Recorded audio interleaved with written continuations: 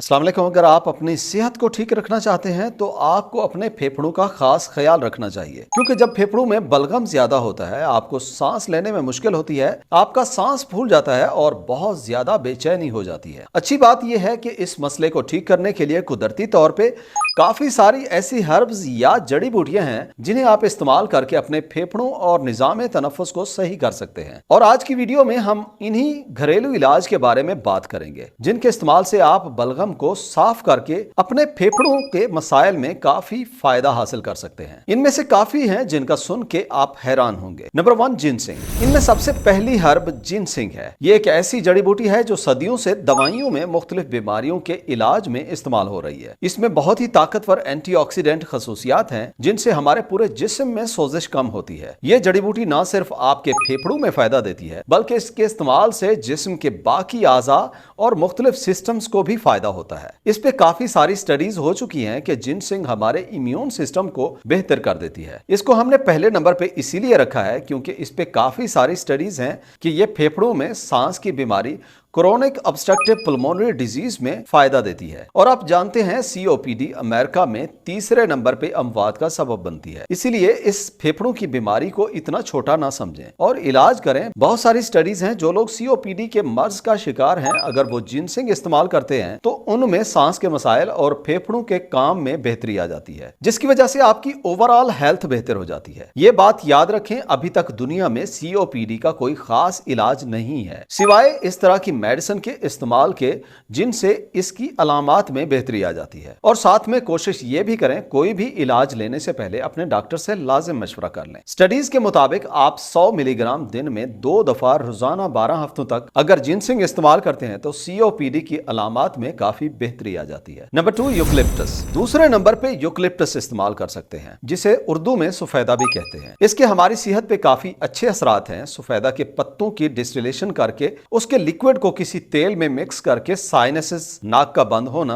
Common cold, fever और दूसरी सांस की बीमारियों में एक इलाज के तौर पे इस्तेमाल किया जाता है। यूकलिप्टस में एक कंपाउंड होता है जिसे सिनियोल कहते हैं जो बाकायदा तौर पे एक्सपेक्टोरेंट की तरह काम करता है। हमारे फेफड़ों से बलगम को पतला करके निकालने में मदद करता है। इसका मतलब यह है कि यह खांसी में फायदा देता है और जो सिक्रीशंस होती हैं उन्हें निकालने में मदद करता है। सिनियोल में एंटीऑक्सीडेंट और एंटी माइक्रोबियल खसूसियात हैं जिससे हमारी कुव्वत मुदाफत बेहतर हो जाती है। ये फेफड़ों में म्यूकस मेम्ब्रेन्स पे काम करता है और बलगम को निकालने में मदद करता है। इसके बने हुए तेल को आप दिन में 4-5 दफा इस्तेमाल कर सकते हैं। कभी भी खालिस एक्सट्रैक्ट इस्तेमाल ना करें। Number 3, osha roots. Osha roots एक ऐसी जड़ी बूटी है जिसमें कुछ ऐसे कंपाउंड्स होते हैं जो आपके फेफड़ों और निजाम तनफ्फुस को बेहतर कर देते हैं। खासकर ये फेफड़ों में खून के बहाव को बेहतर कर देती है जिसके नतीजे में पूरे जिस्म में ऑक्सीजन बेहतर हो जाता है। ओशा रूट्स में एंटीहिस्टामिन खसूसियात भी होती हैं, मतलब ये एलर्जी को कम करने की सलाहियत रखती है जो साइनसिस के इन्फेक्शन और दूसरी सांस की बीमारियों को बेहतर कर देती है। मिसाल के तौर पे खांसी, सांस की नाली में तंगी, कॉमन कोल्ड और गले में खराश की अलामत इसके इस्तेमाल से काफी बेहतर हो जाती हैं। ओशा रूट्स के एक्सट्रैक्ट के चंद कतरे आप पानी वगैरह में मिक्स करके इस्तेमाल कर सकते हैं जिससे सांस की नालियों में इरिटेशन कम हो जाती है और सांस के मसाइल में बेहतरी आ जाती है। Number 4, elderberry.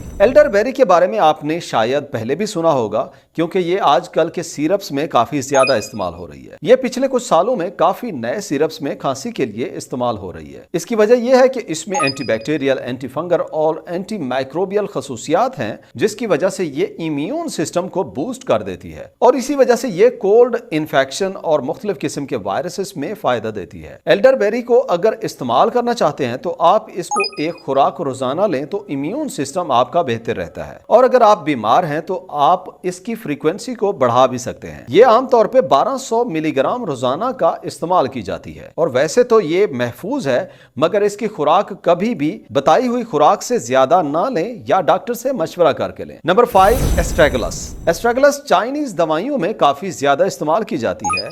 इस हर्ब में एंटी बैक्टीरियल और एंटी इन्फ्लेमेटरी खसूसियात हैं, मतलब सोजिश को भी ये कम करती है। इस पे स्टडीज हैं कि इनके इस्तेमाल से जिस्म में इन्फेक्शन कम होता है और हमारे इम्यून सिस्टम को बेहतर कर देती है। इस वजह से जिनका इम्यून सिस्टम कमजोर है और बार बार बीमार हो जाते हैं और उनमें बैक्टीरिया और वायरसेस का इन्फेक्शन होता है तो वो लोग इसे लाजिम इस्तेमाल करके देखें। एस्ट्रेगलस को कॉमन कोल्ड, मुख्तलिफ किस्म की एलर्जीज और जिस्म में थकावट के इलाज के लिए इस्तेमाल किया जाता है। इसकी कोई खास रिकमेंडेड डोज नहीं है, मगर ये 9 से लेके 30 ग्राम रोजाना तक इस्तेमाल की जा सकती है। नंबर 6, होरहाउंड। होरहाउंड के पत्ते, जो पुदीना की तरह की एक पौधा होता है, मिंट फैमिली से बिलोंग करता है और ये आपको मुख्तलिफ सिरप्स और ड्रॉप्स में दिया जाता है। ये एक्सपेक्टोरेंट के तौर पे काम करता है और हमारे फेफड़ों से म्यूकस और सिक्रीशंस को निकालने में मदद करता है। इसलिए ये कफ, एलर्जीज, साइनसिस इन्फेक्शन और चेस्ट कंजेशन में इस्तेमाल होता है। इसको कुछ लोग घर में अपना कफ सिरप बनाने के लिए भी इस्तेमाल करते हैं। इसे बनाने के लिए आप होरहाउंड के पत्तों को छोटा छोटा काट के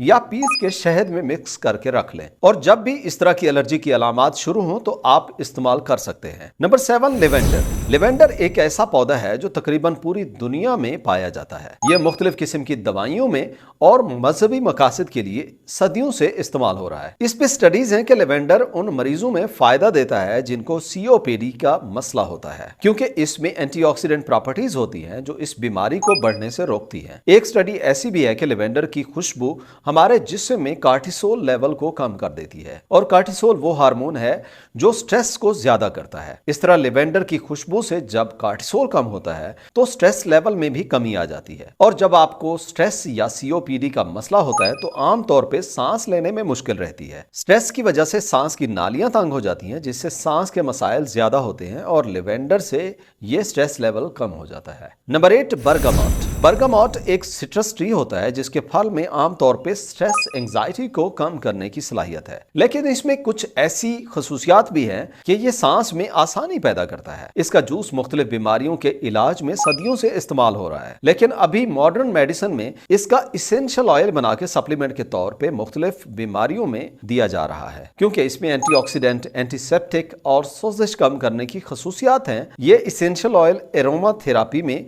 इस्तेमाल होता है। इसके अलावा ये बंद नाक और सांस को खोलने के लिए इस्तेमाल होता है और जिनको पुरानी खांसी है उसमें भी ये काफी फायदा देता है। इससे लंग्स का इन्फेक्शन कम होता है और म्यूकस निकालने में मदद मिलती है, जिससे सांस लेने में आसानी हो जाती है। Number 9, peppermint. पुदीना भी मिंट फैमिली में से है और हमारे इलाकों में आमतौर पे घरों में उगाया जाता है। पुदीना के पत्तों को इसेंशियल ऑयल में फार्मुलेट किया जाता है जिसमें एंटीसेप्टिक, एंटीमाइक्रोबियल और दर्द को कम करने की खूबियां हैं जो आपके सांस के मसाइल में बेहतरी कर देती हैं। पिपरमिंट ऑयल में जो सबसे आम चीज होती है वो मेंथोल है, जिसे अगर आप सिर्फ इनहेल करते हैं, सूंघ लेते हैं, तो ये गले को ठंडा कर देता है। सोर थ्रॉट में काफी फायदा देता है। एक स्टडी ऐसी भी है कि ये फेफड़ों में सांस की नालियों को रिलैक्स कर देता है, जिसकी वजह से ऑक्सीजन लंग्स में ज्यादा दाखिल होता है और कार्बन डाइऑक्साइड जिस्म से निकल जाता है। पिपरमिंट को आमतौर पे चेस्ट रब्स वगैरह में भी इस्तेमाल किया जाता है, जैसे विक्स वगैरह है जिसके लगाने से सांस खुल जाता है, लेकिन यहाँ वाजे कर देते हैं ये ब्रोंकोडायलेटर के तौर पे काम नहीं करता, जिस तरह अल्ब्यूटिरोल या सल्ब्यूटामोल इनहेलर्स वगैरह से होता है। अगर किसी किस्म का क्वेश्चन हो तो आप कमेंट सेक्शन में पूछ सकते हैं, आपके मैक्सिमम सवालों के जवाब देने की कोशिश करेंगे। सांस का कोई भी मसला हो, मसलन खांसी, दमा या बलगम रहती हो, तो वो मसला किस वजह से होता है उस वजह को समझें और उसके मुताबिक उसका इलाज करें। जिसके लिए चाहें तो आप ये वीडियो देख सकते हैं। चैनल पे आने का शुक्रिया। उम्मीद करते हैं आपने काफी कुछ नया सीखा होगा और अगर वीडियो अच्छी लगी हो तो लाइक और शेयर करें और चैनल पे पहली दफा आए हैं तो सब्सक्राइब करें। मुलाकात होगी अगली वीडियो में। अल्लाह हाफिज।